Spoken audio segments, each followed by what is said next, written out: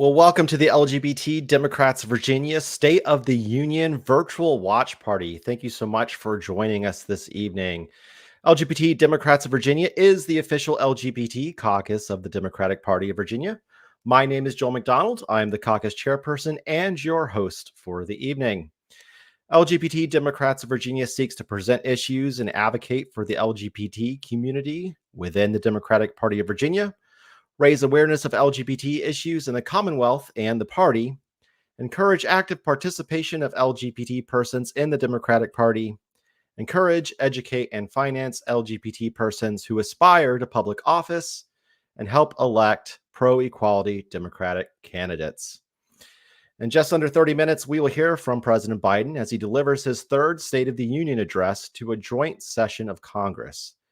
In addition to his speech, fulfilling the president's constitutional duty to give to the Congress information of the State of the Union and to recommend to their consideration such measures as he shall judge necessary and expedient. The stakes are high for President Biden, as this is also the opportunity on the national stage that the State of the Union provides to make the case for why we, the people, should re-elect him to another term. While the Democratic primary process continues to play out, President Biden's victories in all the primaries thus far and the fact that he is the sitting U.S. president means that his nomination is all but inevitable. Tonight, President Biden will seek to demonstrate why he is the best choice in this year's presidential election over the presumptive Republican nominee, who, in addition to running for president, is also facing 91 felony counts after being indicted 4 times last year as the first former U.S. president to ever face criminal charges. In organizing State of the Union watch parties throughout the nation, President Biden and Vice President Harris said that they are counting on us to share their message of positivity and progress, a message we'll likely see woven throughout the president's speech tonight. If you're joining us live on Facebook or YouTube, I invite you to engage with me during tonight's program, any guests that may join me, and other viewers in the chat. Chat responses may be displayed on screen for all to see. And please also understand that my opinions that I express are my own and may not reflect those of LGBT Democrats of Virginia or any other organization or persons. So let's kick this off by having everyone introduce yourselves if you haven't so far. Let us know where you're from and what you're hoping to hear from President Biden this evening.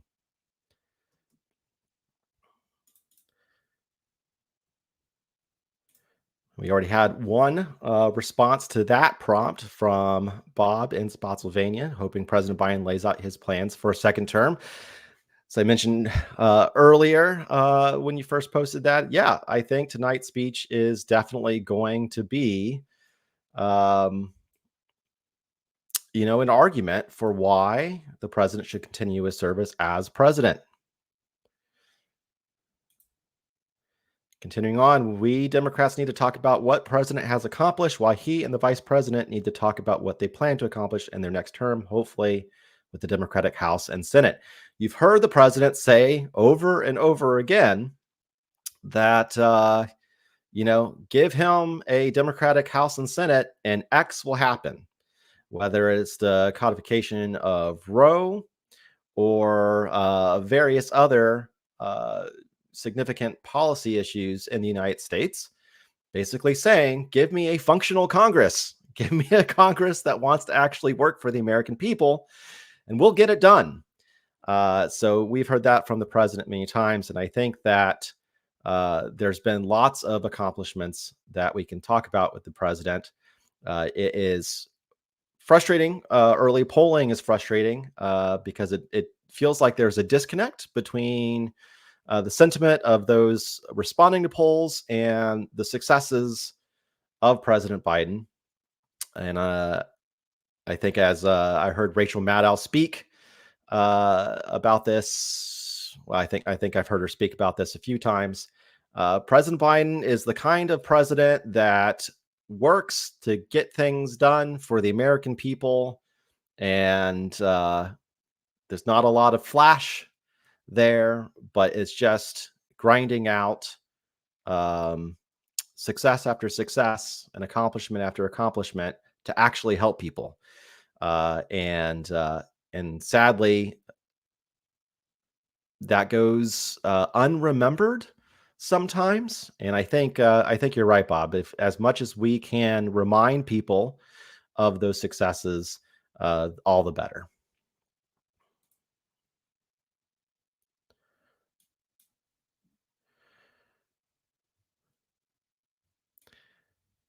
So, as the LGBT caucus, I thought it would be good to remind ourselves of some of the things that have been said in previous State of the Unions by President Biden and others, specifically about the LGBT community.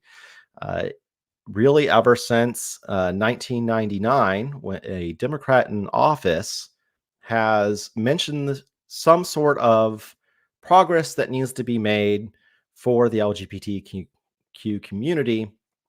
And I thought it would be nice to sort of take a look at some of those moments.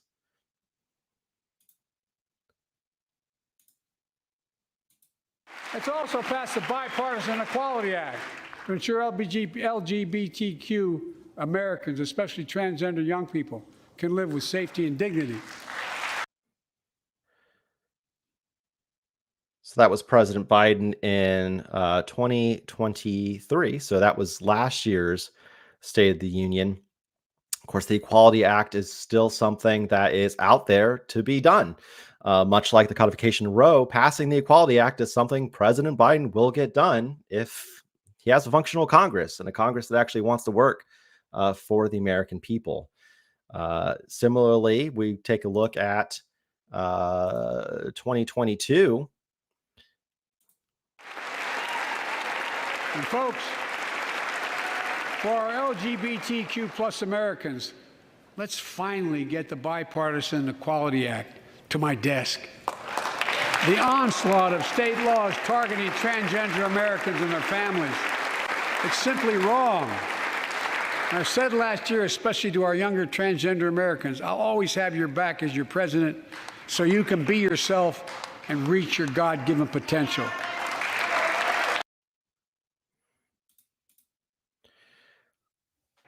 Recent years, we've also seen much needed focus on the transgender community by the Biden administration, especially considering the onslaught of legislative attacks that the transgender community has seen in state legislatures around the nation.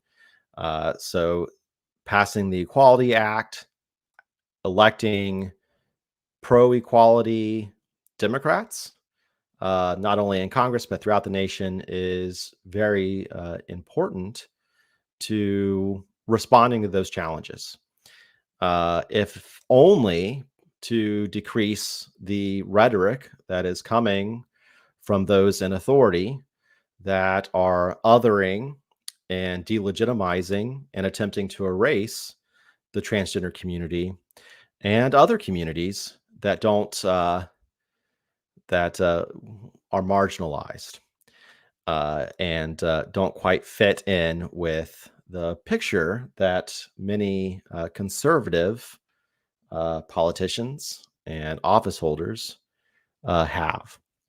I think also important is to be on the lookout for discussion about reproductive rights. And last year, President Biden also said this. Congress must restore the right that was taken away in Roe v. Wade and protect Roe v. Wade.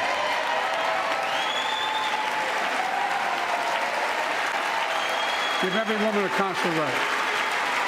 The Vice President and I are doing everything to protect access to reproductive health care and safeguard patient safety. But already more than a dozen states are enforcing extreme abortion bans. Make no mistake about it. If Congress passes a national ban, I will veto it.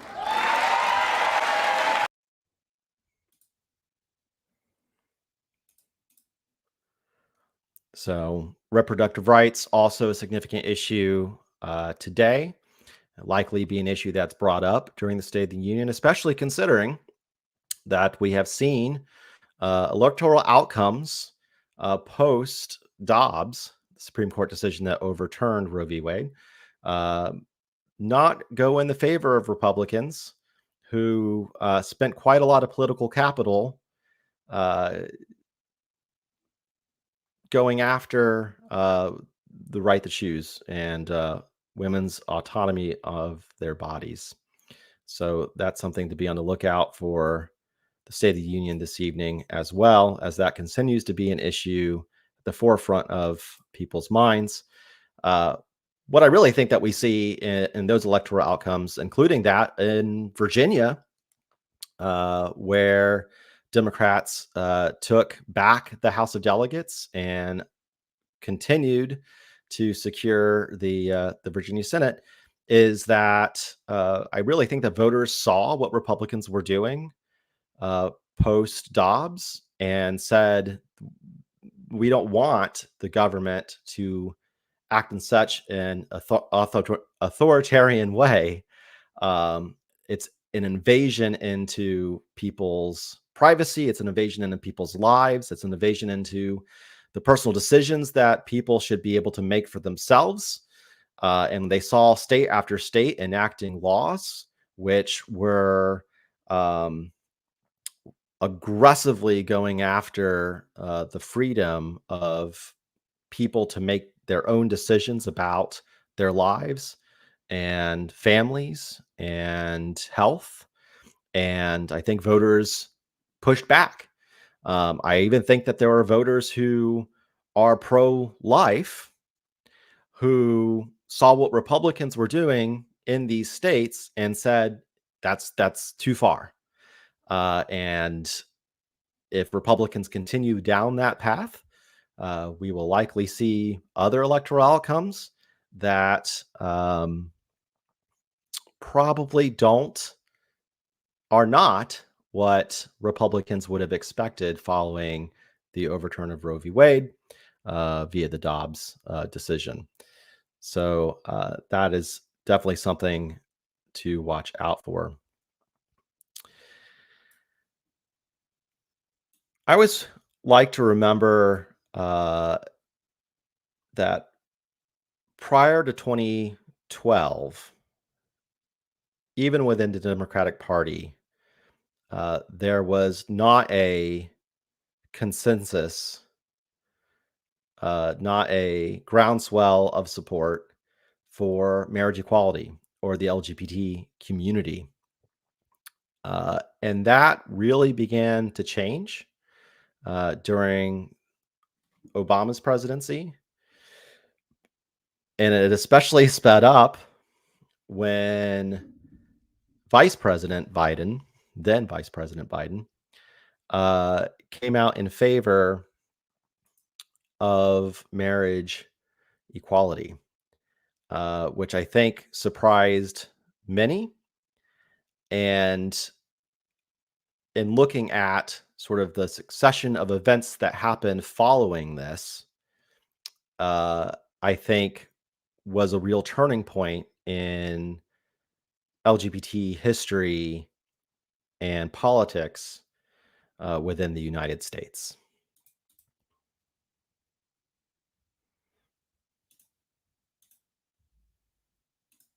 The president has said that his views on gay marriage, on same-sex marriage, have evolved, but he's opposed to it. You're opposed to it. Have your views evolved? Look, I just think that the good news is that as more and more Americans come to understand what this is all about is a simple proposition.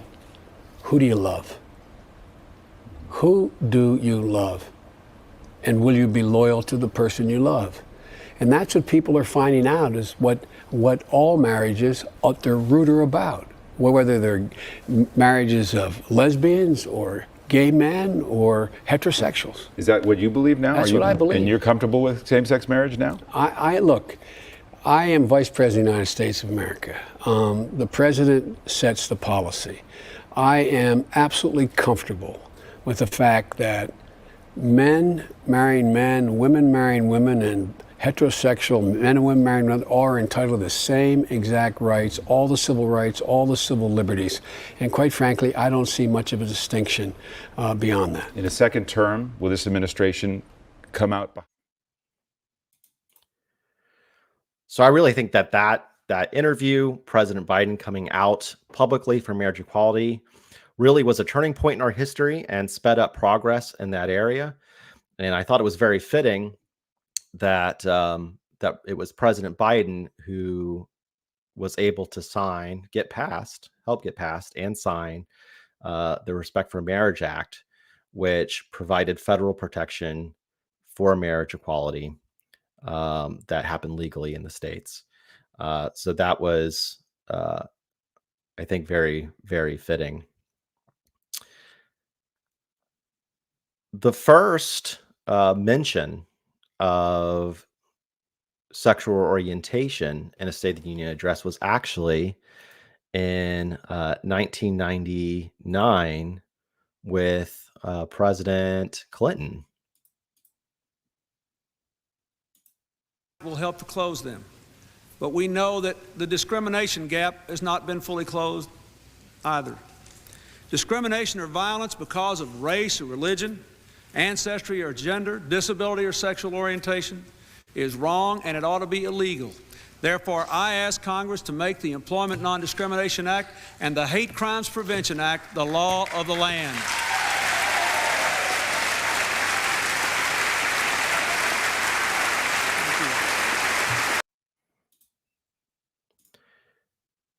President Clinton then followed up the next year in the State of the Union with a reference to the tragic attack on and death of Matthew Shepard.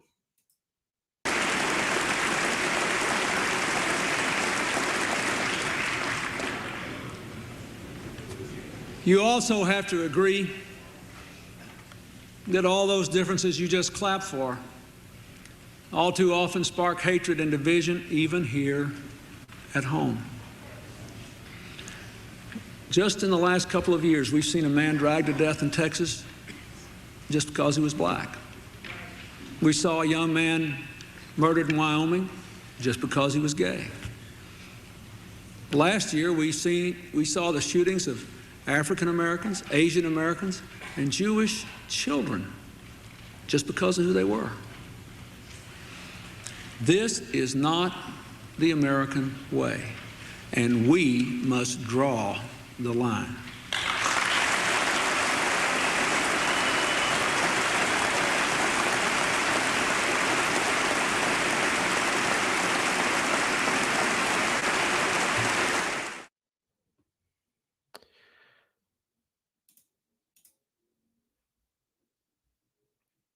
We are coming up about 7 minutes before the start of the State of the Union. We'll start monitoring our C-SPAN feed to start watching that together.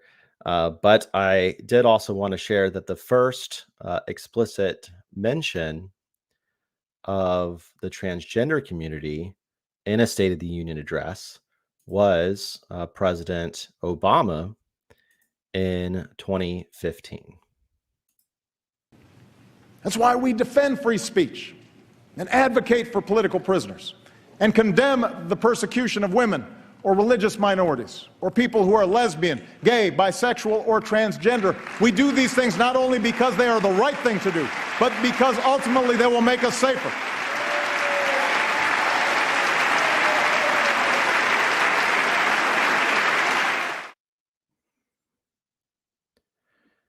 So really since 1999, a Democrat in office delivering a State of the Union typically has included some reference to the LGBT community in a positive way.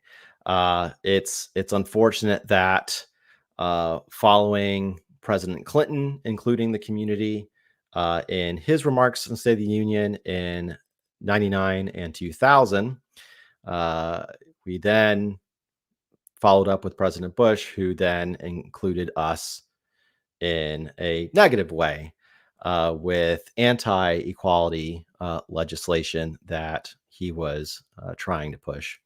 So our community often comes up in State of the Unions. It will be interesting to see what President Biden has to say again, the Equality Act has not been passed. We have seen a targeting of the LGBT community, especially the transgender and non-binary community, especially when discussing book bans in public schools. We have seen horrific targeting and violence against transgender, non-binary individuals.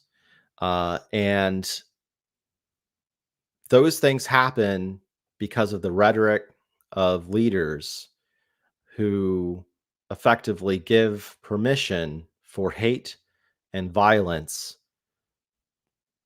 when they use rhetoric to target our community or really any community.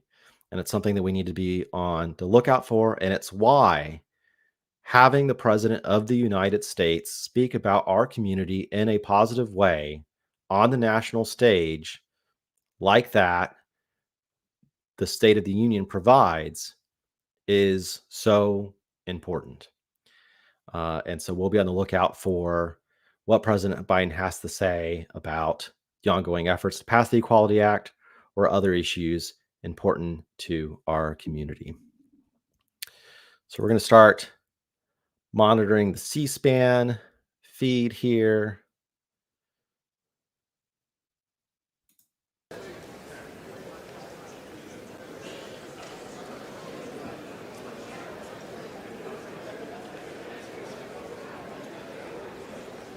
And I'll probably be posting reactions and questions during the State of the Union. I would love for you to reply in chat, and I will share on screen your responses, so we can have an ongoing conversation during the State of the Union without talking over the president.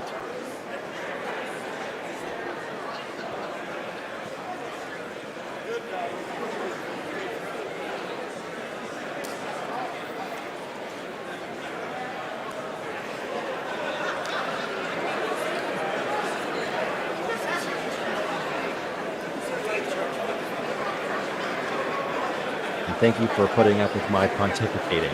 I wanted to try to have a bit more back and forth engagement, but we are a little small in number tonight, so I appreciate those that are here. And it looks like things are not this Mr. Speaker, the Chief Justice and Associate Justices of the Supreme Court.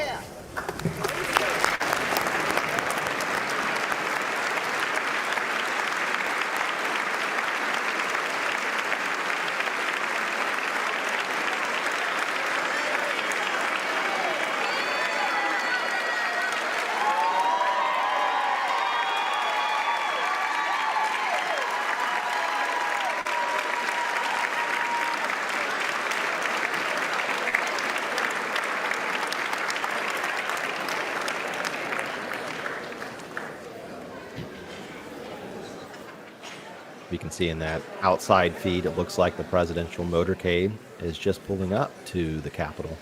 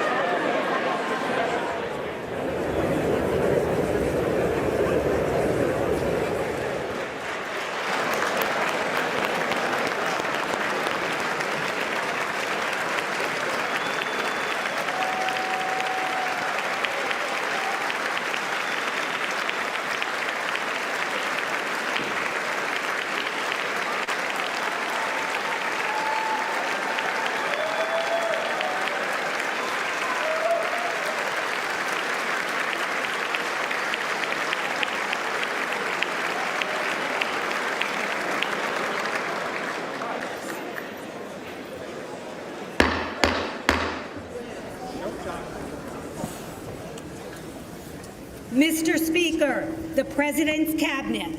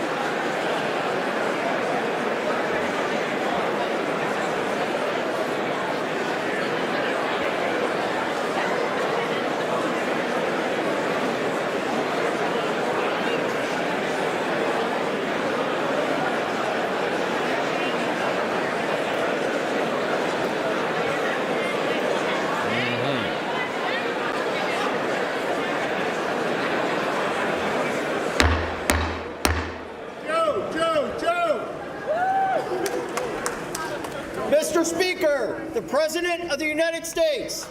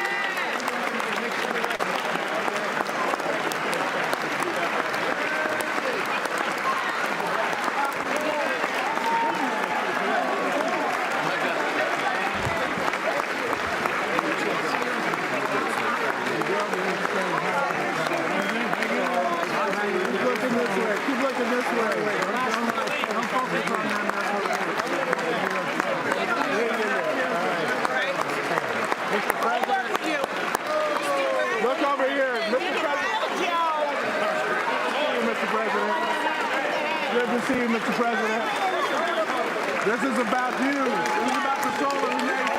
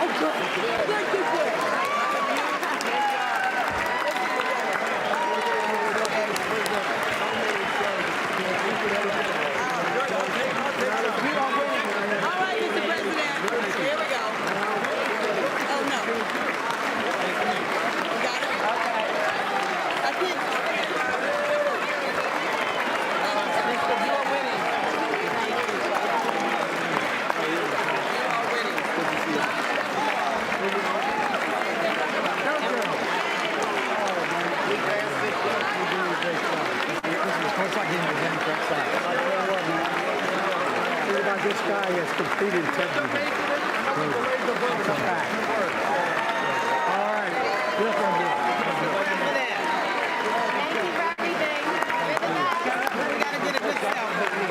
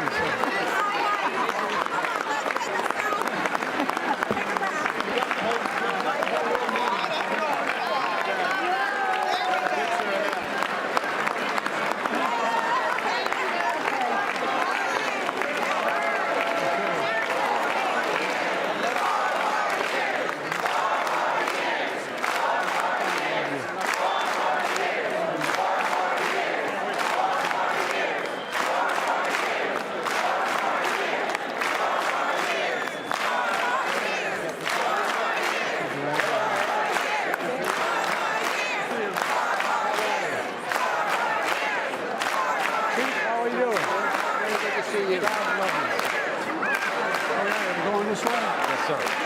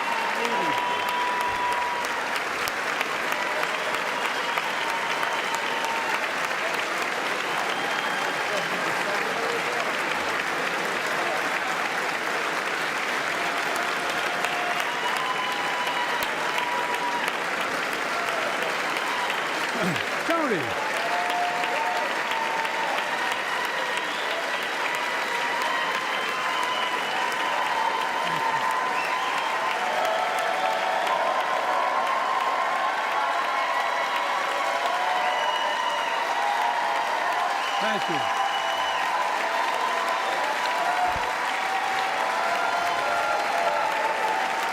Here's a drill.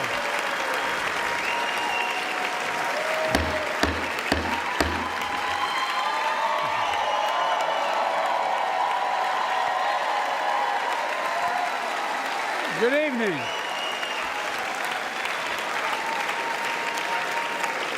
Good evening. If I were smart, I'd go home now.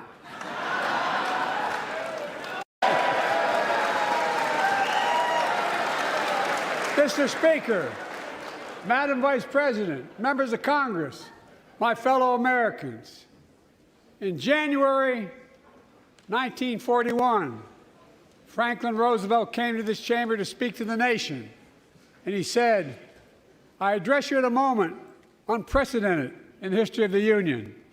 Hitler was on the march. War was raging in Europe.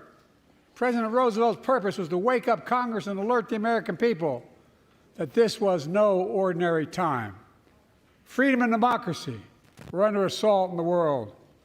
Tonight, I come to this same chamber to address the nation. Now, it's we who face an unprecedented moment in the history of the Union. And yes, my purpose tonight is to wake up the Congress and alert the American people that this is no ordinary moment either. Not since President Lincoln and the Civil War have freedom and democracy been under assault at home as they are today. What makes our moment rare is that freedom and democracy are under attack both at home and overseas at the very same time. Overseas, Putin of Russia is on the march, invading Ukraine and sowing chaos throughout Europe and beyond. If anybody in this room thinks Putin will stop at Ukraine, I assure you he will not.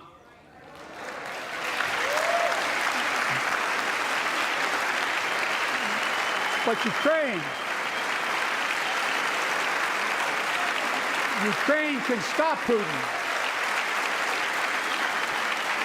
Ukraine can stop Putin if we stand with Ukraine and provide the weapons that needs to defend itself.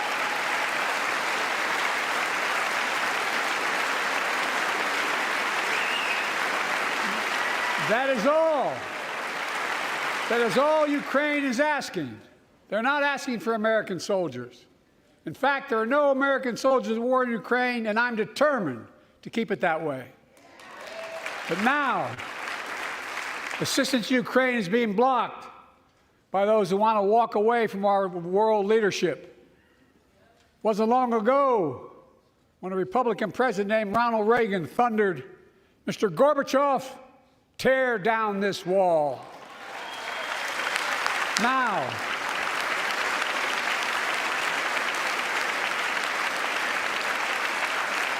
Now, my predecessor, a former Republican president, tells Putin, quote, "Do whatever the hell you want."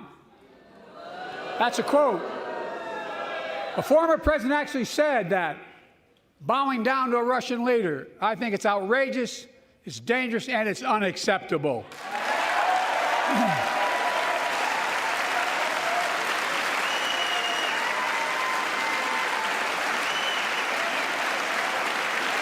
America is a founding member of NATO, the military alliance of democratic nations created after World War II to prevent war and keep the peace. And today, we've made NATO stronger than ever. We welcomed Finland to the alliance last year. And just this morning, Sweden officially joined, and their minister is here tonight. We're going to stand up. Welcome. Welcome, welcome, welcome.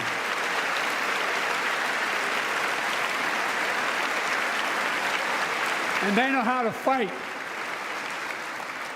Mr. Prime Minister, welcome to NATO, the strongest military alliance the world has ever seen. I say this to Congress, we have to stand up to Putin. Send me a bipartisan national security bill. History is literally watching. History is watching. If the United States walks away, it will put Ukraine at risk. Europe is at risk. The free world will be at risk, emboldening others to do what they wish to do us harm. My message to President Putin, who I've known for a long time, is simple. We will not walk away.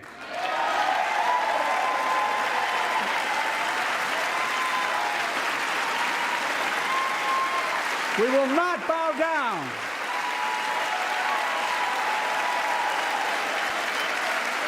I will not bow down.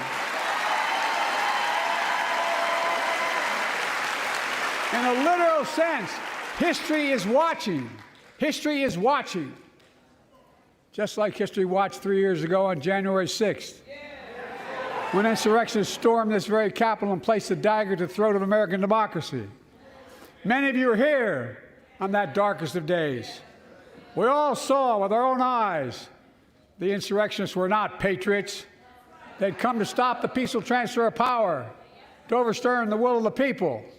January 6th lies about the 2020 election and the plots to steal the election posed a gravest threat to U.S. democracy since the Civil War. But they failed. America stood.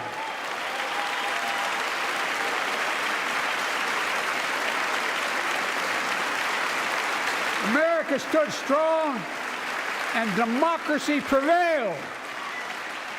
We must be honest. The threat to democracy must be defended. My predecessor and some of you here seek to bury the truth about January 6th. I will not do that. This is the moment to speak the truth and to bury the lies. Here's the simple truth. You can't love your country only when you win.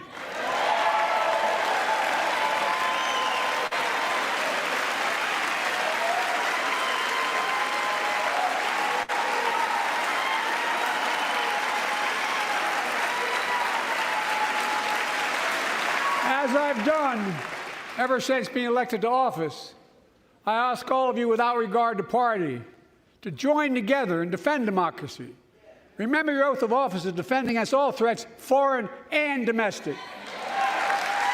Respect free and fair elections. Restore trust in our institutions.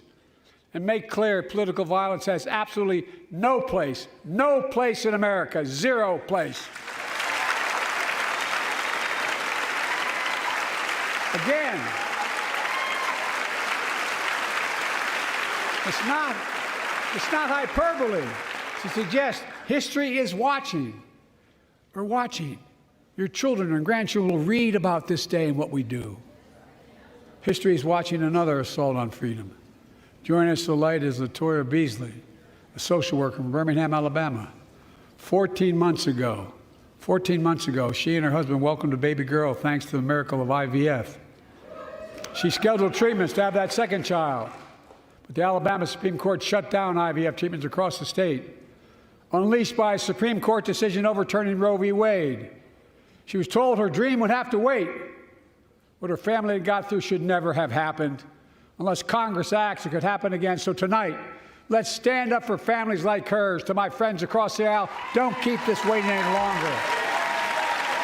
Guarantee the right to AVF. Guarantee it nationwide.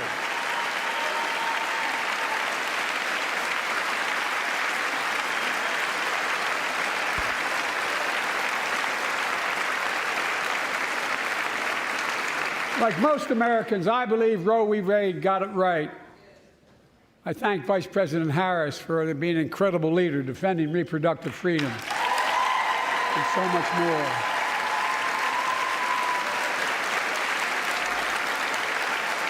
Thank you. My predecessor came to office determined to see Roe v. Wade overturned. He's the reason it was overturned, and he brags about it. Look at the chaos that has resulted. Joining us tonight is Kate Cox, the wife and mother from Dallas. She's become pregnant again and had a fetus of a fatal condition. Her doctor told Kate that her own life and her ability to have children in the future were at risk if she didn't act. Because Texas law banned her ability to act, Kate and her husband had to leave the state to get what she needed. What her family got through should have never happened as well, but it's happening in too many others. There are state laws banning the freedom to choose, criminalizing doctors, forcing survivors of rape and incest to leave their states to get the treatment they need. Many of you in this chamber and my predecessor are promising to pass a national ban on reproductive freedom. My God, what freedom else would you take away? Look, it's a decision to overturn Roe v. Wade. The Supreme Court majority wrote the following, and with all due respect, justices, women are not without electoral power. Electoral or political power. You're about to realize just how much you're right about that.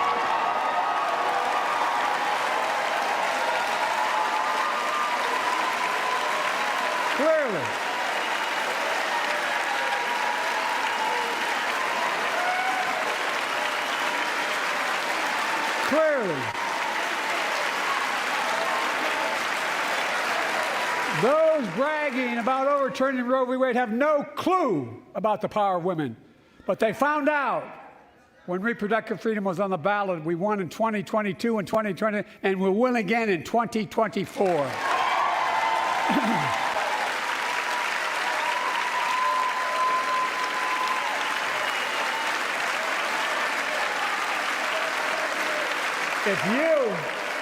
If you, the American people, send me a Congress that supports the right to choose, I promise you, I'll restore Roe v. Wade as the law of the land again.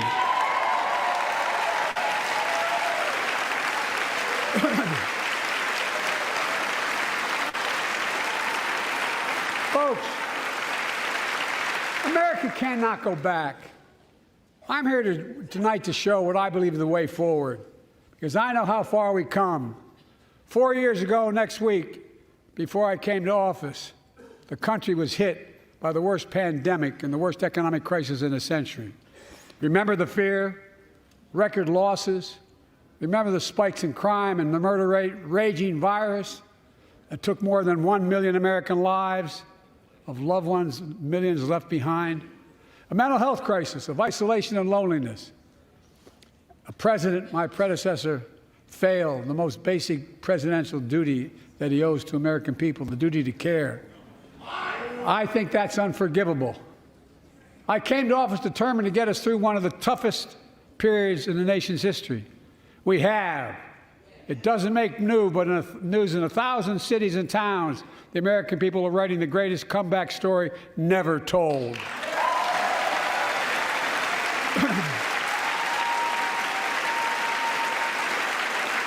So let's tell the story here. Tell it here and now.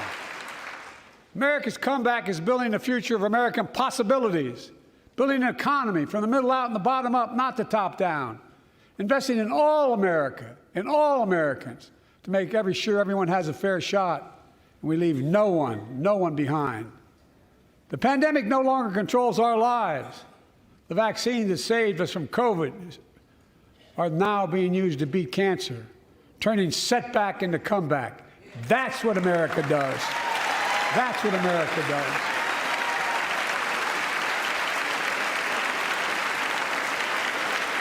Folks, my inherited economy is on the brink. Now our economy is literally the envy of the world. 15 million new jobs in just 3 years, a record, a record. Unemployment at 50-year lows. A record 16 million Americans are starting small businesses, and each one is a literal act of hope. With historic job growth and small business growth for Black and Hispanics and Asian Americans, 800,000 new manufacturing jobs in America and counting. Where is it written we can't be the manufacturing capital of the world? We are, we will. More people have health insurance today. More people have health insurance today than ever before. The racial wealth gap is as small as it's been in 20 years. Wages keep going up. Inflation keeps coming down. Inflation has dropped from 9% to 3%, the lowest in the world, and tending lower.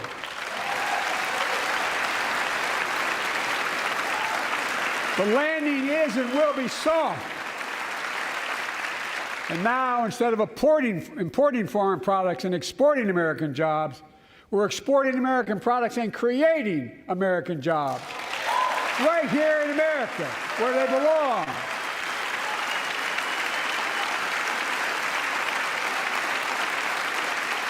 And it takes time, but the American people are beginning to feel it.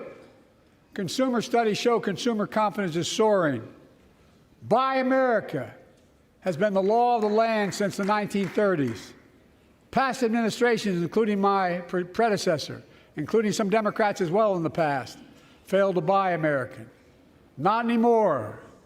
On my watch, federal projects that you fund, like helping build American roads, bridges, and highways, will be made with American products and built by American workers.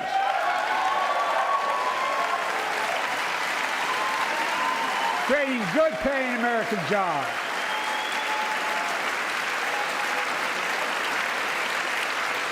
And thanks to our CHIPS and Science Act, the United States is investing more in research and development than ever before. During the pandemic, a shortage of semiconductors, chips, that drove up the price of everything from cell phones to automobiles. And by the way, we invented those chips right here in America. Well, instead of having to import them, private companies are now investing billions of dollars to build new chip factories here in America, creating tens of thousands of jobs. Many of those jobs paying $100,000 a year and don't require a college degree.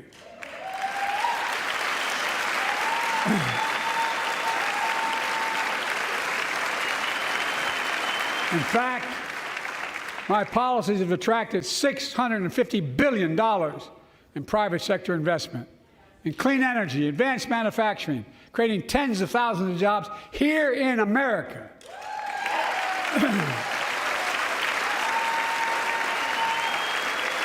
And thanks to our bipartisan infrastructure law, 46,000 new projects have been announced all across your communities. And by the way, I noticed some of you strongly voted against it, or they're cheering on that money coming in. I like it. I'm with you. I'm with you. If any of you don't want that money in your district, just let me know. Modernizing our roads and bridges, ports and airports, public transit systems. Removing poisonous lead pipes so every child can drink clean water without risk of brain damage.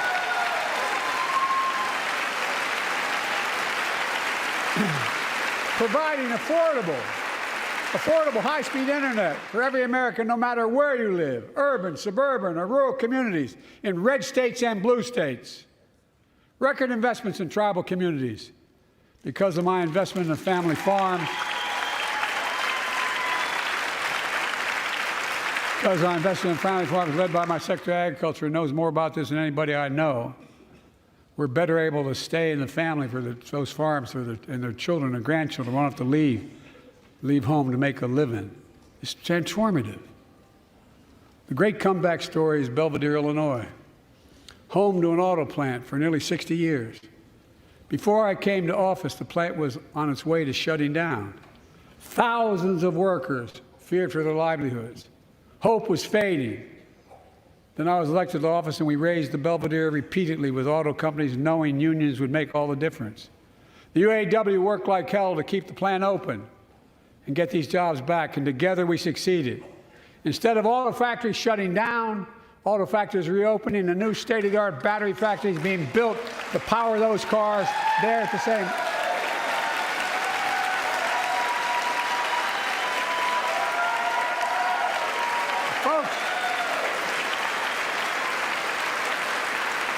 The folks of Belvidere, I say, instead of your town being left behind, your community is moving forward again.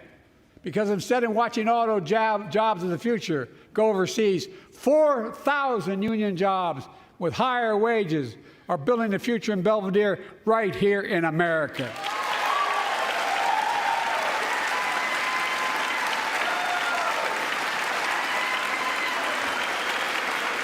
Here tonight is UAW President Shawn Fain, a great friend and a great labor leader. Shawn, where are you? Stand up.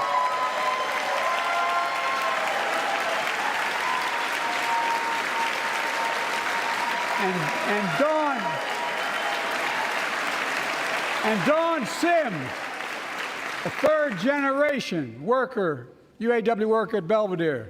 Shawn, I was proud to be the first president to stand on the picket line, and today, Dawn has a good job in her hometown, providing stability for her family and pride and dignity as well. Showing once again, Wall Street didn't build America. They're not bad guys. They didn't build it, though. The middle class built the country, and unions built the middle class.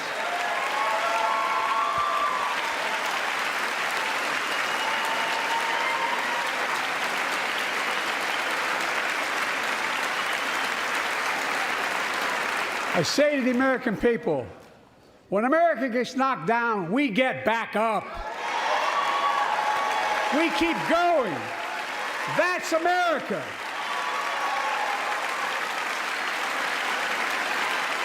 That's you, the American people. It's because of you America's coming back. It's because of you our future is brighter. It's because of you that tonight we can proudly say the state of our union is strong and getting stronger.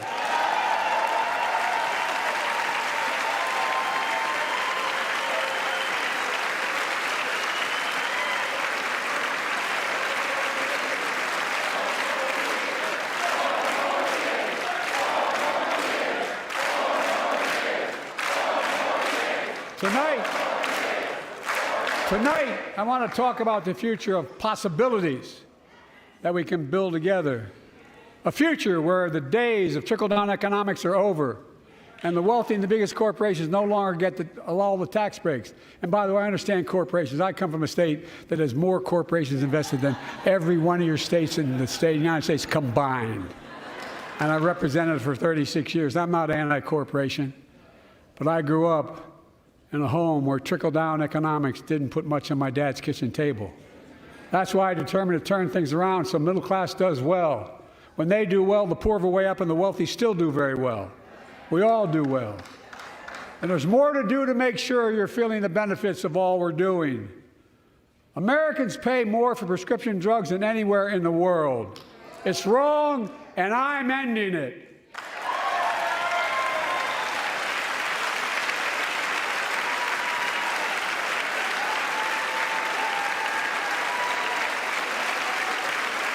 With a law that I proposed and signed, not one of you Republican buddies voted for it, we finally beat Big Pharma. Instead of paying $400 a month or thereabouts for insulin with diabetes, and it only costs $10 to make, they only get paid $35 a month now and still make a healthy profit. And I want to, but what to do next? I want to cap the cost of insulin at $35 a month for every American who needs it. Everyone.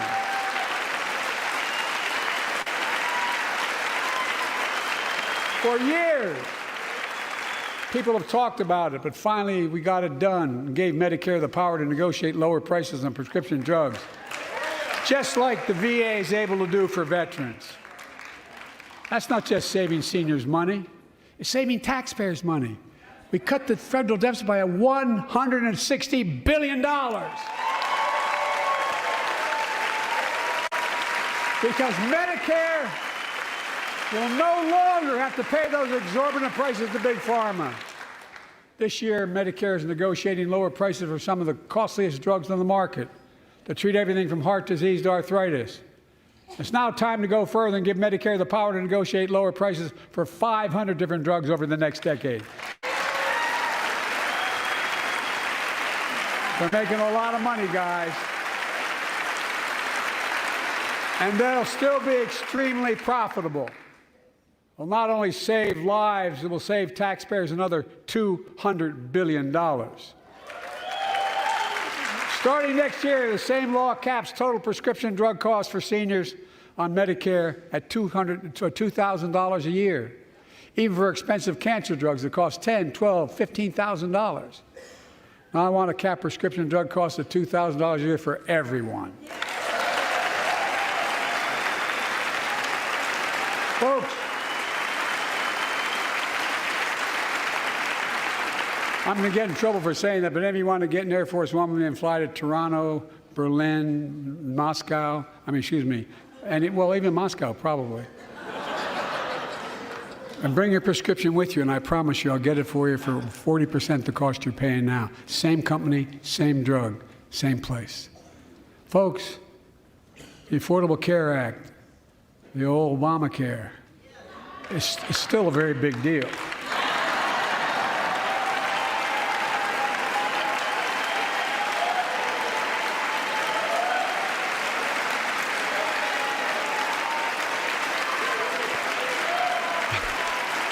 Over 100 million of you can no longer be denied health insurance because of pre-existing condition.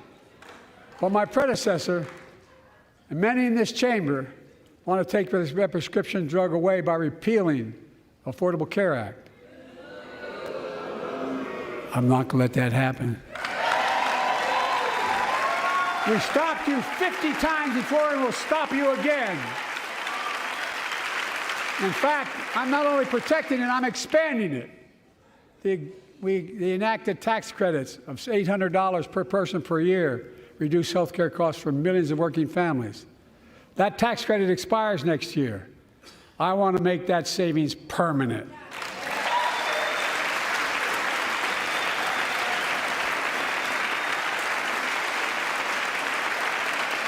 To state the obvious, women are more than half our population, but research on women's health has always been underfunded. That's why we're launching the first ever White House initiative on women's health research, led by Jill, doing an incredible job as First Lady.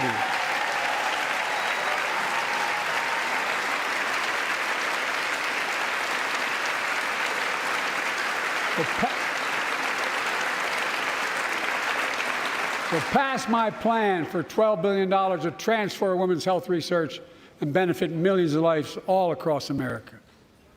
I know the cost of housing is so important to you. If inflation keeps coming down, mortgage rates will come down as well, and the Fed acknowledges that. But I'm not waiting.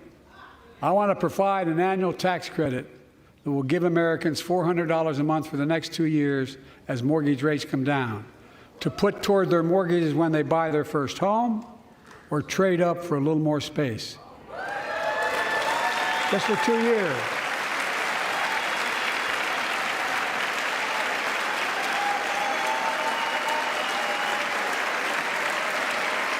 And my administration is also eliminating title insurance on federally backed mortgages. When you refinance your home, you can save $1,000 or more as a consequence. For millions of renters, we're cracking down on big landlords who use antitrust law, who break antitrust laws by price fixing and driving up rents. We've cut red tape so builders can get federally financing, which is already helping build a record 1.7 million new housing units nationwide. Now pass and build and renovate 2 million affordable homes and bring those rents down.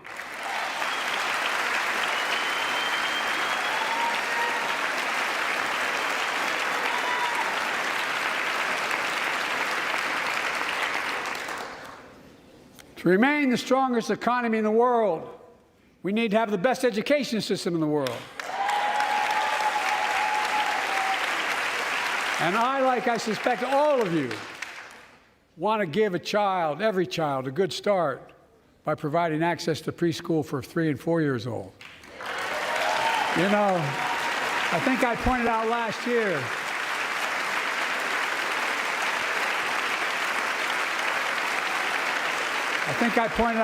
year, that children coming from broken homes where there's no books, they're not read to, not spoken to very often, start school, kindergarten, or first grade, having heard 1 million fewer words spoken. Well, studies show that children who go to preschool are nearly 50% more likely to finish high school, go on to earn a 2- and 4-year degree, no matter what their background is.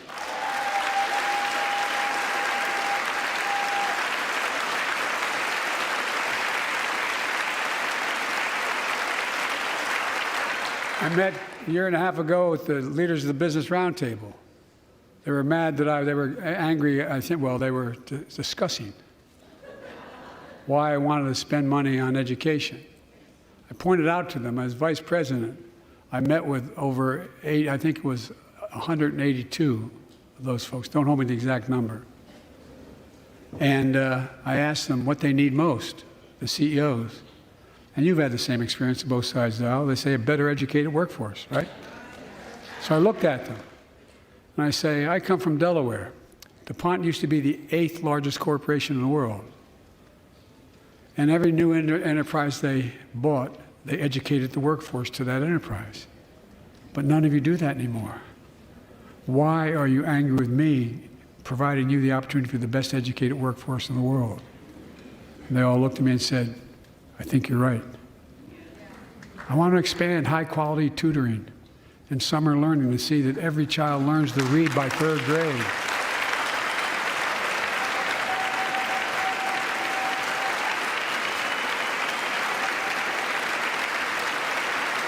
I'm also connecting local businesses and high schools so students get hands-on experience and a path to a good-paying job, whether or not they go to college. And I want to make sure that college is more affordable. Let's continue increasing the Pell Grants to working and middle-class families and increase record investments in HBCUs and minority-serving institutions, including Hispanic institutions.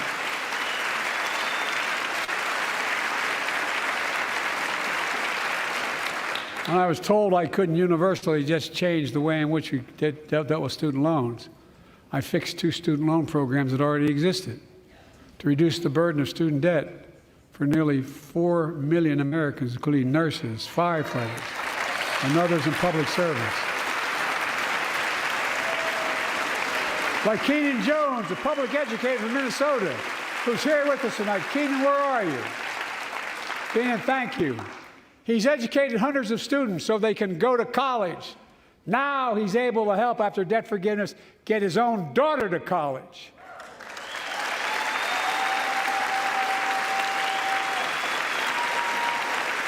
folks, look.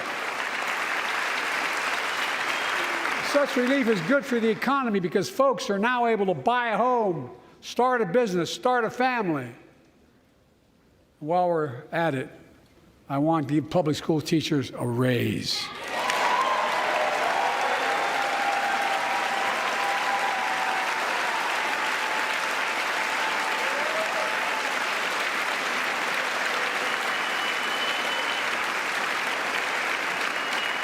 And by the way, the first couple of years, we cut the deficit. Now, let me speak to the question of fundamental fairness for all Americans. I've been delivering real results in fiscally responsible ways. We've already cut the federal deficit. We've already cut the federal deficit over $1 trillion. I signed the bipartisan deal to cut another $1 trillion in the next decade. It's my goal to cut the federal deficit another $3 trillion by making big corporations and very wealthy finally beginning to pay their fair share.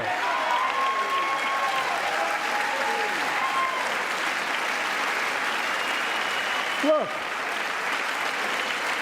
I'm a capitalist. If you want to make or can make $1 million or millions of bucks, that's great. Just pay your fair share in taxes.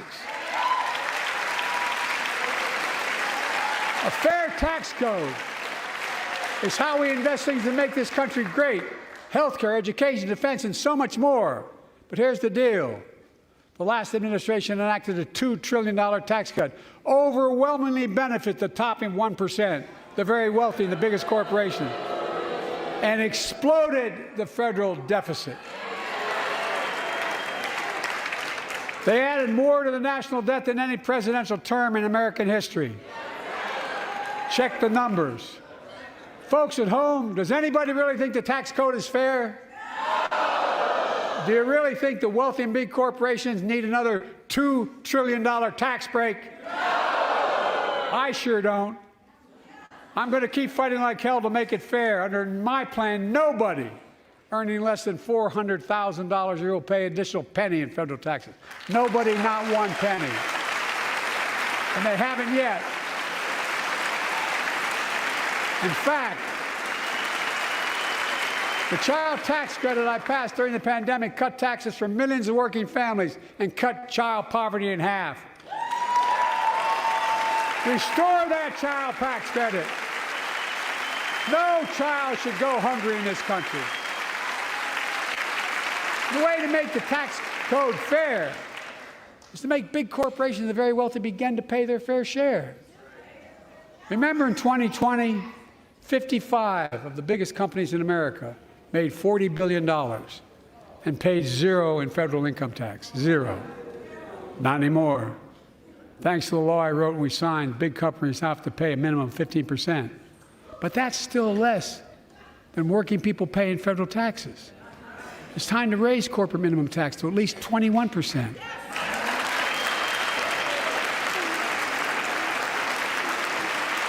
So every big corporation finally begins to pay their fair share. I also want to end tax breaks for big pharma, big oil, private jets, massive executive pay when it's only supposed to be $1 million that could be deducted. They can pay them $20 million if they want, but deduct $1 million. End it now. You know, there are 1,000 billionaires in America. You know what the average federal tax is for those billionaires? No. They're making great sacrifices, 8.2%. That's far less than the vast majority of Americans pay. No billionaire should pay a lower federal tax rate than a teacher, a sanitation worker, or a nurse.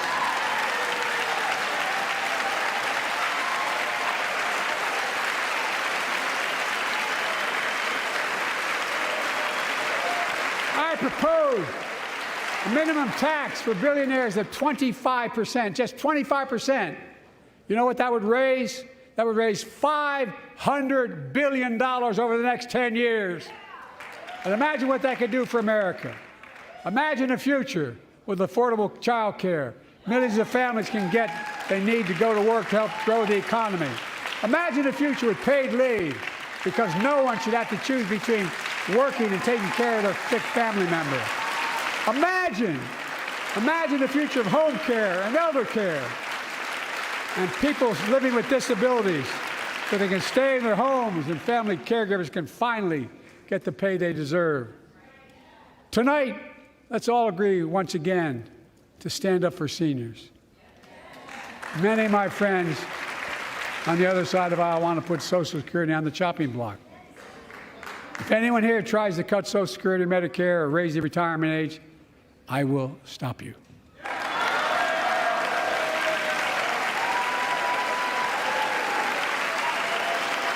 The working people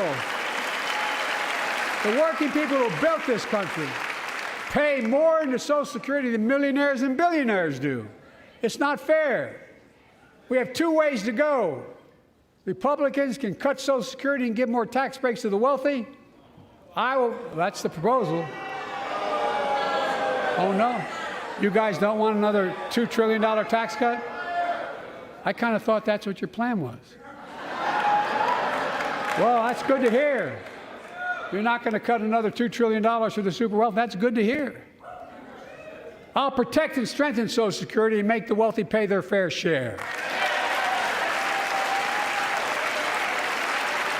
Look,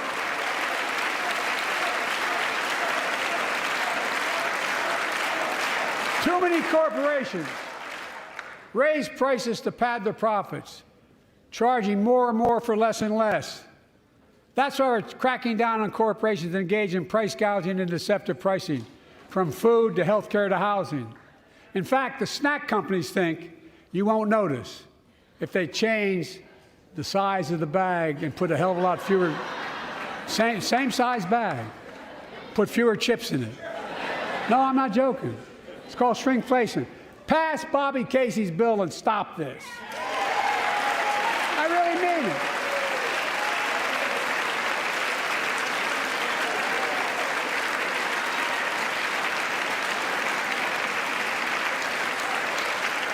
You probably all saw that commercial on Snickers bars. You get charged the same amount, and you got about, I don't know, 10% fewer Snickers in it. Look, I'm also getting rid of junk fees, those hidden fees at the end of your bill that are there without your knowledge.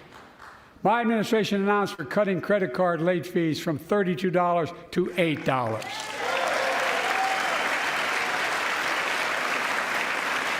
Banks and credit card companies are allowed to charge what it costs them to instigate the collection. And that's more a hell of a lot like $8 and 30-some dollars. They don't like it. The credit card companies don't like it. But I'm saving American families $20 billion a year with all the junk fees I'm eliminating. Folks at home, that's why the banks are so mad. It's $20 billion in profit. I'm not stopping there.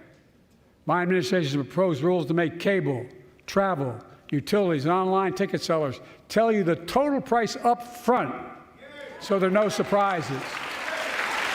It matters. It matters. And so does this. In November, my team began serious negotiation with a bipartisan group of senators. The result was a bipartisan bill with the toughest set of border security reforms we've ever seen. Oh, you don't think so? Oh, you don't like that bill, huh? That conservatives got together and said it was a good bill? I'll be darned. That's amazing. That bipartisan bill would hire 1,500 more security agents and officers, 100 more immigration judges to help tackle the backload of 2 million cases, 4,300 more asylum officers, and new policies so they can resolve cases in 6 months instead of 6 years now.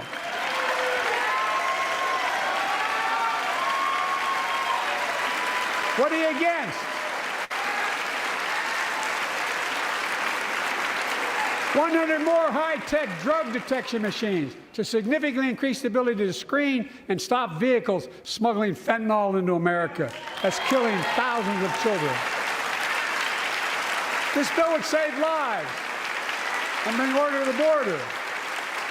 It will also give me and any new president new emergency authority to temporarily shut down the border when the number of migrants at the border is overwhelming. The Border Patrol Union has endorsed this bill. The Federal Chamber of Commerce is, yeah. You're saying low. Look at the facts. I know you know how to read.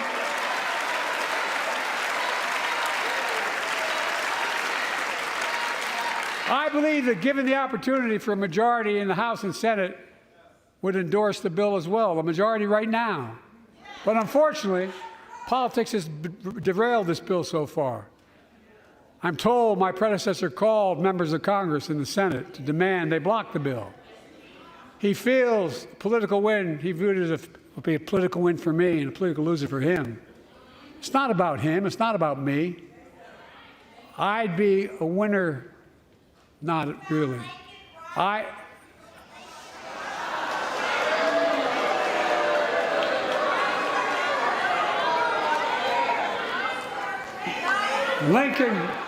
Lincoln Riley, an innocent young woman who was killed by an illegal. That's right. But how many of the thousands of people being killed by illegals?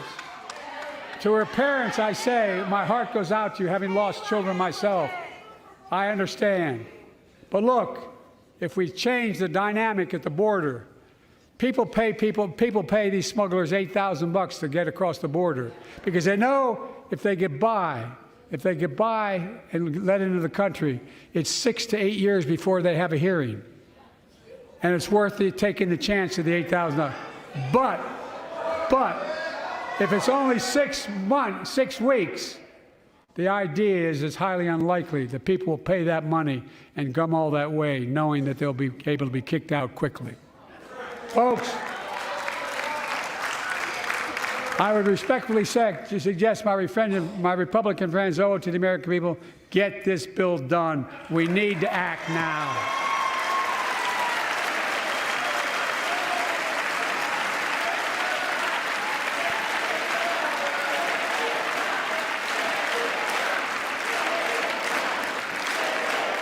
And if my predecessor is watching, instead of paying politics and pressuring members of Congress to block the bill, join me in telling the Congress to pass it. We can do it together, but that's what here's what he will not do. I will not demonize immigrants saying they are poison in the blood of our country. I will not separate families. I will not ban people because of their faith. Unlike my predecessor on my first day in office, I introduced a comprehensive bill to fix our immigration system. Take a look at it. It has all these and more. Secure the border. Provide a pathway to citizenship for dreamers, and so much more. But unlike my predecessor, I know who we are as Americans. And we're the only nation in the world with a heart and soul that draws from old and new. Home to Native Americans, whose ancestors have been here for thousands of years. Home to people of from every place on earth. They came freely. Some came in chains. Some came when famine struck, like my ancestral family in Ireland. Some to flee persecution, to chase dreams that are impossible anywhere but here in America. That's America. And we all come from somewhere, but we're all Americans.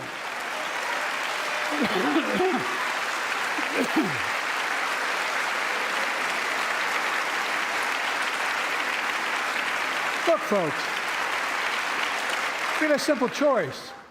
We can fight about fixing the border, or we can fix it. I'm ready to fix it. Send me the border bill now.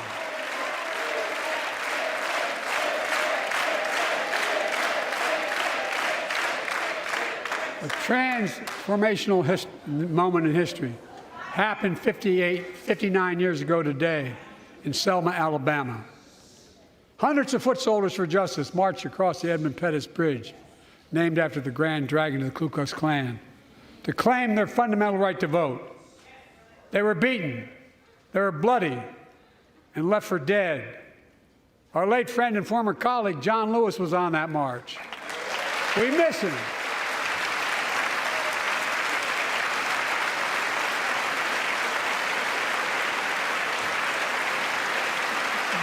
Joining us tonight Our other marchers, both in the gallery and on the floor, including Betty Mae Fikes, known as the voice of Selma, the daughter of gospel singers and preachers.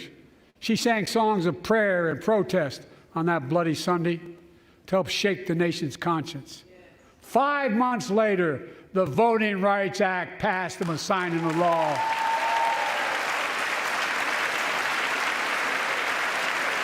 Thank you. Thank you, thank you, thank you.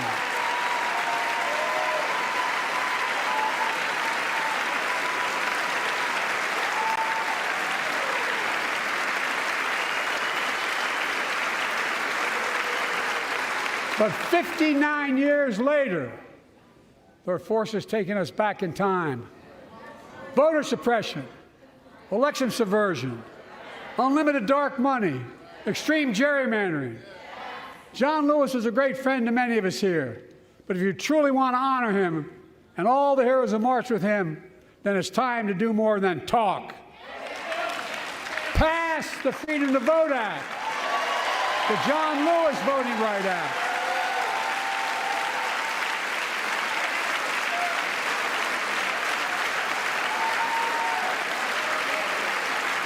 And stop denying another core value of America, our diversity across American life. Banning books, it's wrong. Instead of erasing history, let's make history. I want to protect fundamental rights. Pass the Equality Act. And my message to transgender Americans, I have your back. Pass the PRO Act for workers' rights. Raise the federal minimum wage, because every worker has a right to a decent living more than $7 an hour. We're also making history by confronting the climate crisis, not denying it. I don't think any of you think there's no longer a climate crisis. At least I hope you don't. I'm taking the most significant action ever on climate in the history of the world. I'm cutting our carbon emissions in half by 2030, creating tens of thousands of clean energy jobs like the IBEW work is building and installing 500,000 electric vehicle charging stations. Conserving 30% of America's lands and waters by 2030. And taking action on environmental justice, fence line communities smothered by the legacy of pollution. Pattern after the Peace Corps and AmeriCorps, I launched the Climate Corps to put 20,000 young people to work in the forefront of our clean energy future. I'll triple that number in a decade.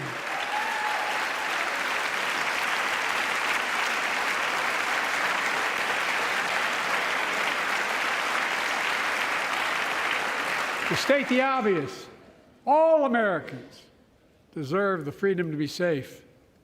And America is safer today than when I took office. Year before I took office, murder rates went up 30%. 30% they went up. The biggest increase in history. It was then, through my American Rescue Plan, which every American voted against, I might add, we made the largest investment in public safety ever. Last year, the murder rate saw the sharpest decrease in history. Violent crime fell to one of its lowest levels in more than 50 years. But we have more to do. We have to help cities invest in more community police officers, more mental health workers, more community violence intervention. Give communities the tool to crack down on gun crime, retail crime, and carjacking. Keep building trust, as I've been doing by taking executive action on police reform and calling for it to be the law of the land.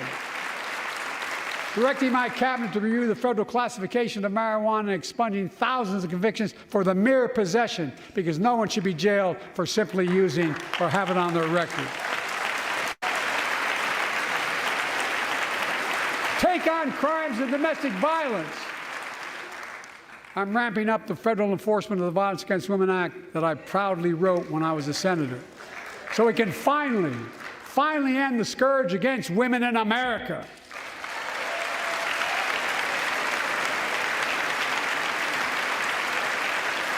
There are other kinds of violence I want to stop.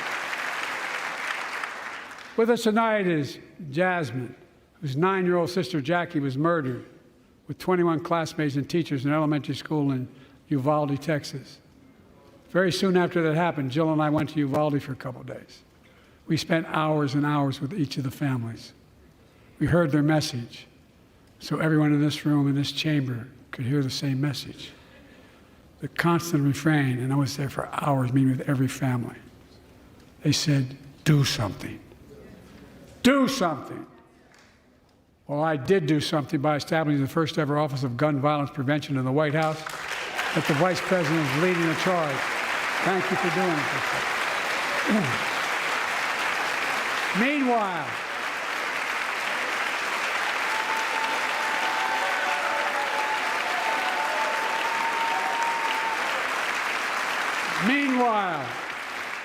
my predecessor told the NRA he's proud he did nothing on guns when he was president. Oh. After another shooting in Iowa recently, he said, when asked what to do about it, he said, just get over it. There's his quote, just get over it. I say, stop it. Stop it, stop it, stop it.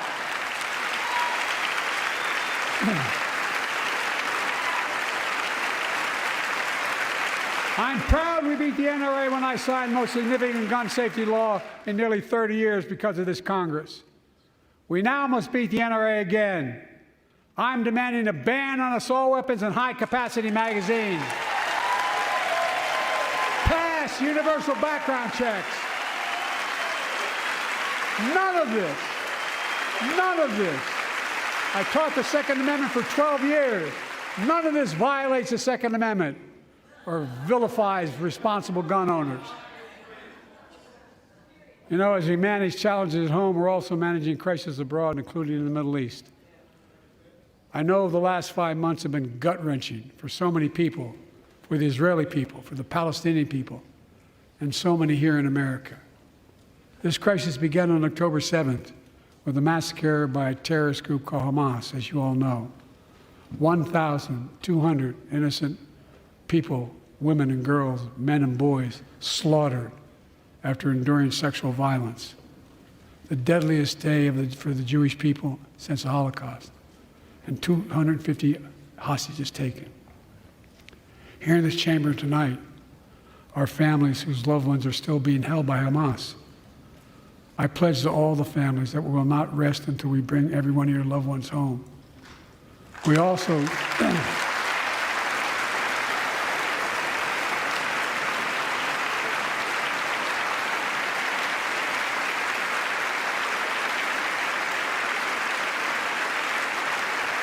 we will also work around the clock to bring home Evan and Paul, Americans being unjustly detained by the Russians and others around the world. Israel has the right to go after Hamas. Hamas ended this conflict by releasing hostages, laying down arms, could end it by releasing the hostages, laying down arms, and surrendering those responsible for October 7th.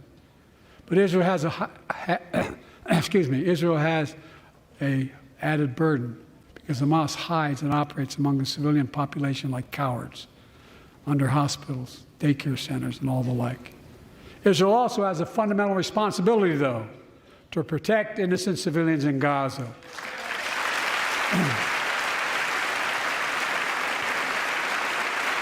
This war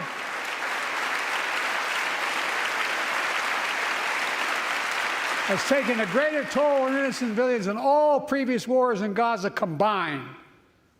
More than 30,000 Palestinians have been killed, most of whom are not Hamas. Thousands and thousands of innocents, women and children, girls and boys, also orphaned. Nearly 2 million more Palestinians under bombardment or displacement. Homes destroyed, neighborhoods in rubble, cities in ruin. Families without food, water, medicine. It's heartbreaking. I've been working nonstop to establish an immediate ceasefire that would last for 6 weeks to get all the prisoners released, all the hostages released, to get the hostages home and ease the intolerable and humanitarian crisis and build toward an enduring something more enduring. The United States has been leading international efforts to get more humanitarian assistance to Gaza. Tonight, I'm directing the U.S. military to lead an emergency mission to establish a temporary pier in the Mediterranean on the coast of Gaza that can receive large shipments carrying food, water, medicine, and temporary shelters. No U.S. boots will be on the ground. A temporary pier will enable a massive increase in the amount of humanitarian assistance getting into Gaza every day.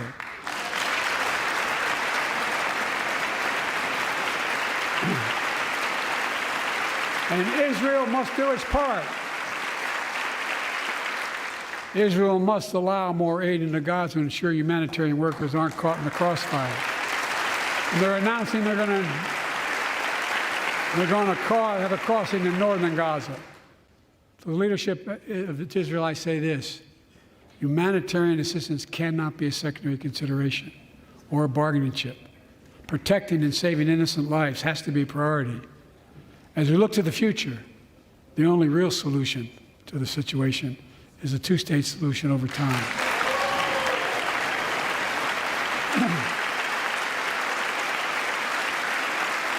And I say this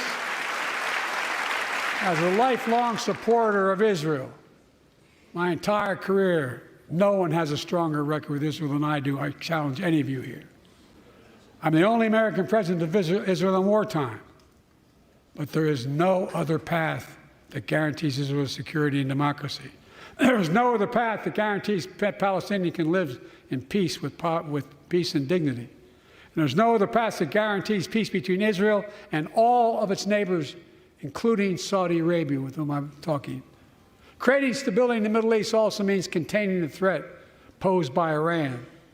That's why I built a coalition of more than a dozen countries to defend international shipping and freedom of navigation in the Red Sea. I've ordered strikes to degrade the Houthi capability and defend U.S. forces in the region. As Commander-in-Chief, I will not hesitate to direct further measures to protect our people and our military personnel.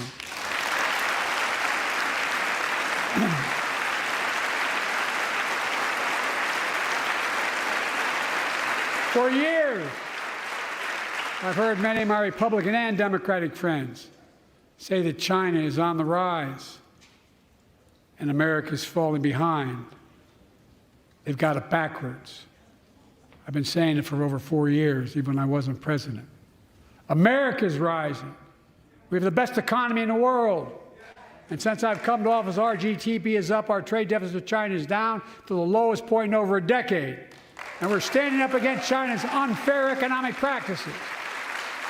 We're standing up for peace and stability across the Taiwan Straits. I've revitalized our partnership and alliance in the Pacific. India, Australia, Japan, South Korea, Pacific Islands. I've made sure that the most advanced American technologies can't be used in China, not allowing to trade them there. Frankly, for all this tough talk on China, it never occurred to my predecessor to do any of that. I want competition with China, not conflict. And we're in a stronger position to win the conflict of the 21st century against China than anyone else, for that matter, than any time as well. Here at home, I've signed over 400 bipartisan bills, but there's more to pass my unity agenda. Strengthen penalties on fentanyl trafficking. You don't want to do that, huh? Pass bipartisan privacy legislation to protect our children online. Harness the promise of AI to protect us from peril. Ban AI voice impersonations and more. And keep our truly sacred obligation to train and equip those we send into harm's way and care for them and their families when they come home and when they don't.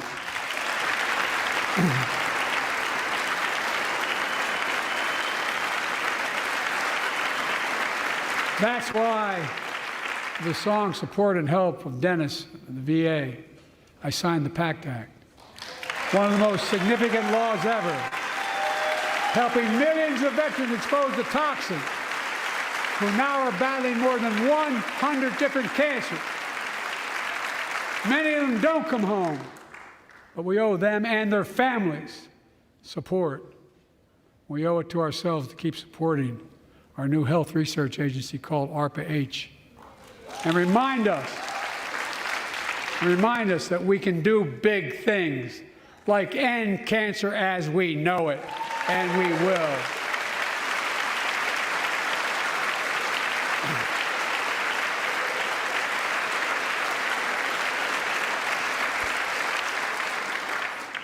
Let me close with this.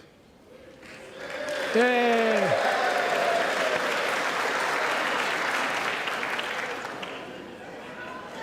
I know you don't want to hear any more, Lindsay, but I got to say a few more things. I know it may not look like it, but I've been around a while. When you get to be my age, certain things become clearer than ever. I know the American story. Again and again, I've seen the contest between competing forces in the battle for the soul of our nation, between those who want to pull America back to the past and those who want to move America into the future. My lifetime has taught me to embrace freedom and democracy, a future based on core values that have defined America: honesty, decency, dignity, equality, to respect everyone, to give everyone a fair shot, to give hate no safe harbor. Now, other people my age see it differently.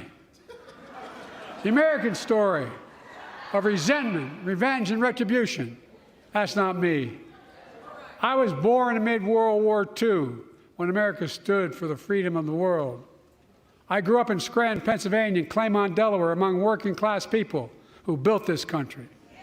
I watched in horror as two of my heroes, like many of you did, Dr. King and Bobby Kennedy, were assassinated. And their legacies inspired me to pursue a career in service.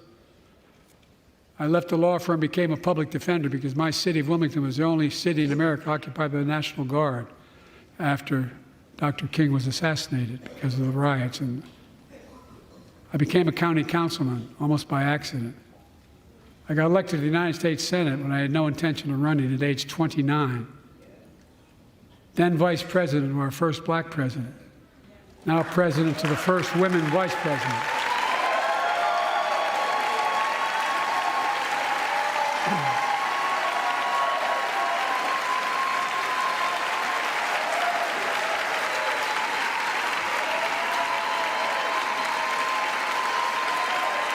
In my career, I've been told I was too young. By the way, they didn't let me on the Senate elevators for votes sometimes. Not a joke. And I've been told I'm too old. Whether young or old, I've always known what endures. I've known our North Star. The very idea of America is that we're all created equal and deserves to be treated equally throughout our lives. We've never fully lived up to that idea, but we've never walked away from it either. And I won't walk away from it now. I'm optimistic. I really am. I'm optimistic, Nancy.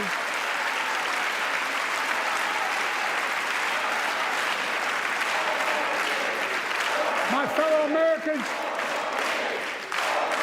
the issue facing our nation isn't how old we are. It's how old are our ideas. Hate, anger, revenge, retribution are the oldest of ideas. But you can't lead America with ancient ideas that only take us back. You lead America, the land of possibilities. You need a vision for the future and what can and should be done. Tonight you've heard mine. I see a future where defending democracy, you don't diminish it. I see a future where we restore the right to choose and protect our freedoms, not take them away. I see a future where the middle class finally has a fair shot and the wealthy have to pay their fair share in taxes. I see a future where we save the planet from the climate crisis and our country from gun violence. Above all, I see a future for all Americans. I see a country for all Americans.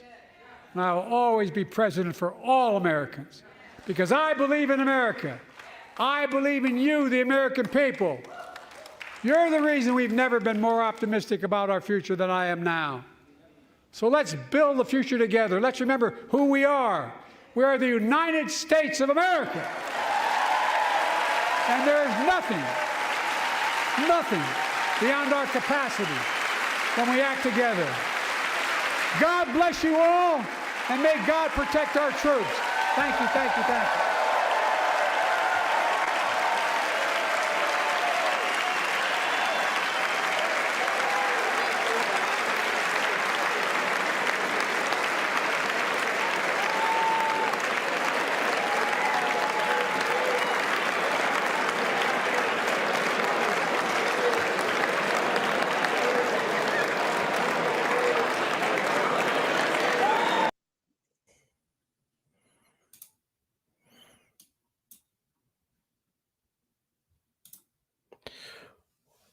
Well, I don't know if you've heard. There's this guy out there, Sleepy Joe, but I just don't think he showed up tonight. That was a great speech. In watching President Biden's previous State of the Unions, I was struck by how much energy he brought to those speeches, and I thought he brought as much energy to this speech tonight as he ever has. So, wow. What other reactions does anyone have?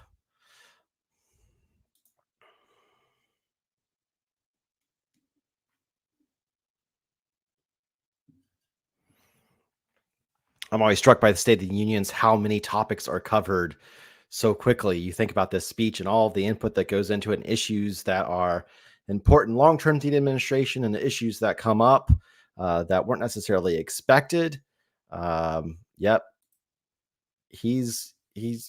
there's never been a doubt in my mind that Joe Biden is sharp. And I think that you hear from a lot of people behind the scenes about the discussions and decisions that are being made. President Biden knows what's going on. He knows how to get to where he wants to go and use all of the resources at hand to do it, because he has a lot of experience in government to know how to use those resources.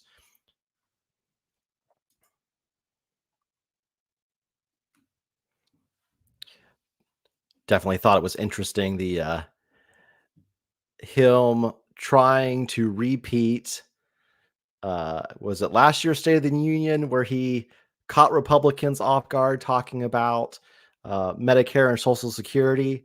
He kind of did the same thing this time about providing another $2 trillion tax cut to the wealthiest Americans, and also having that kind of frank discussion with them about the border security bill.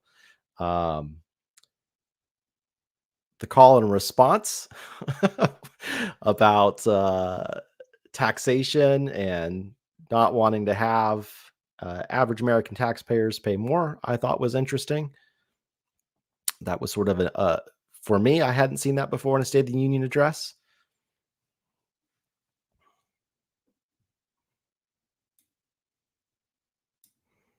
Anyone want to share their favorite part of the State of the Union?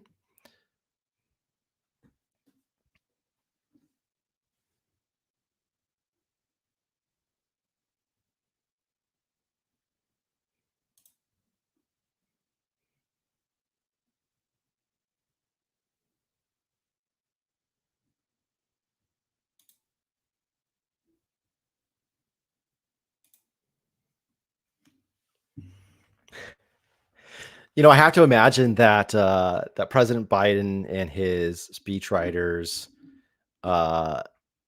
thought about the sections of the speech that would likely get a response. You saw that he was very ready when speaking about border security for uh, for Marjorie Taylor Greene's antics. Congresswoman Green, I guess, should be more respectful. And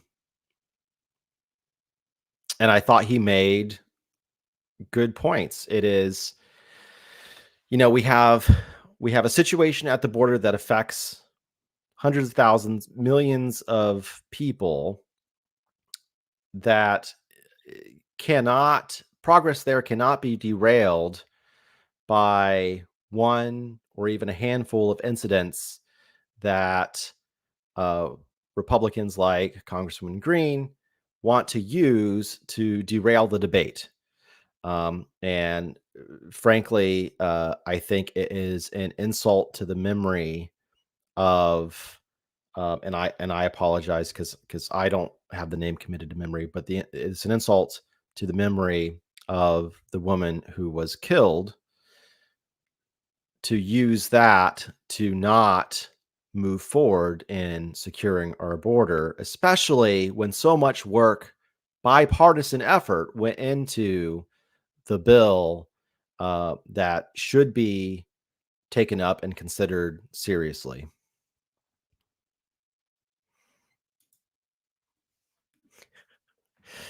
Dark Brandon. Yes. That's every time I think about Dark Brandon, the campaign uses the glowing eyeballs, and it's not messaging that I personally like, but I can see why a lot of people are into it. He definitely has that side, and I enjoyed him playing into conspiracy theories at the Super Bowl by sort of tapping into that Dark Brandon moniker as well.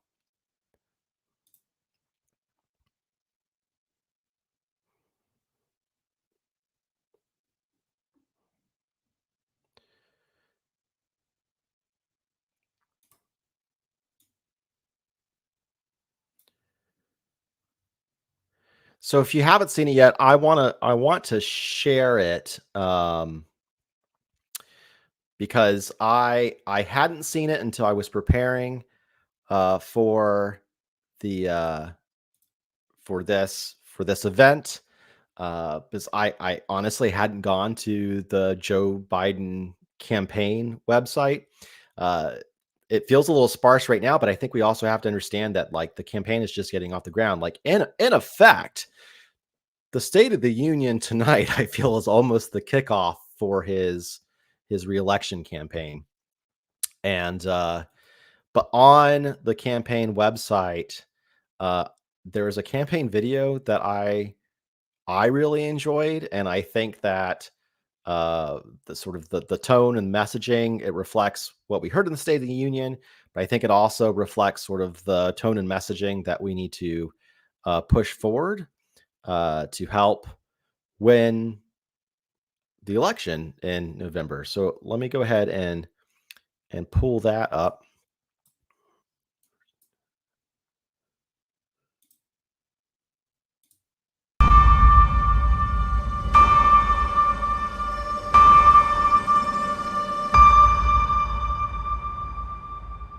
Freedom, personal freedom, is fundamental to who we are as Americans. There's nothing more important, nothing more sacred. That's been the work of my first term, to fight for our democracy. This shouldn't be a red or blue issue. To protect our rights, to make sure that everyone in this country is treated equally and that everyone is given a fair shot at making it. But around the country, MAGA extremists are lining up to take on those bedrock freedoms, cutting Social Security that you paid for your entire life while cutting taxes for the very wealthy, dictating what healthcare decisions women can make, banning books, and telling people who they can love, all while making it more difficult for you to be able to vote.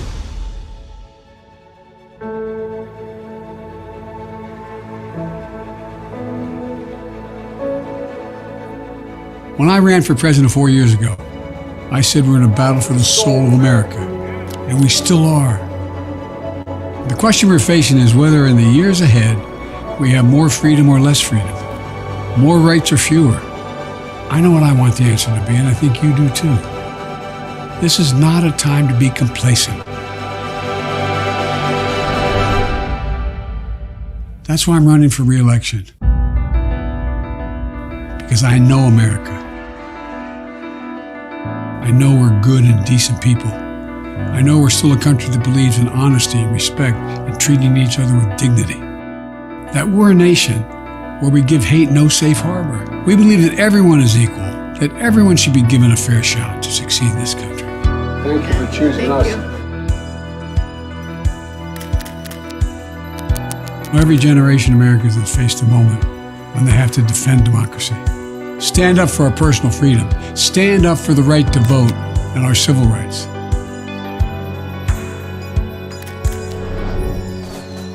And this is our moment.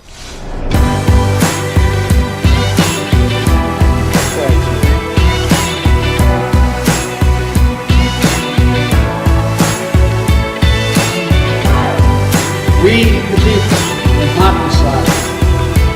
God love you.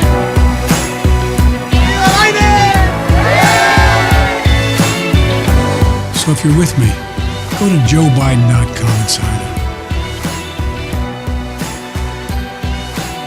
Let's finish this job. I know we can. Because this is the United States of America.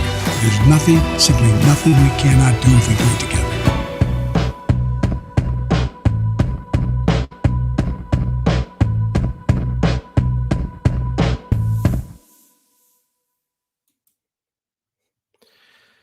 So I just I don't know why I hadn't seen that video before. It hadn't made any sort of rounds on social media.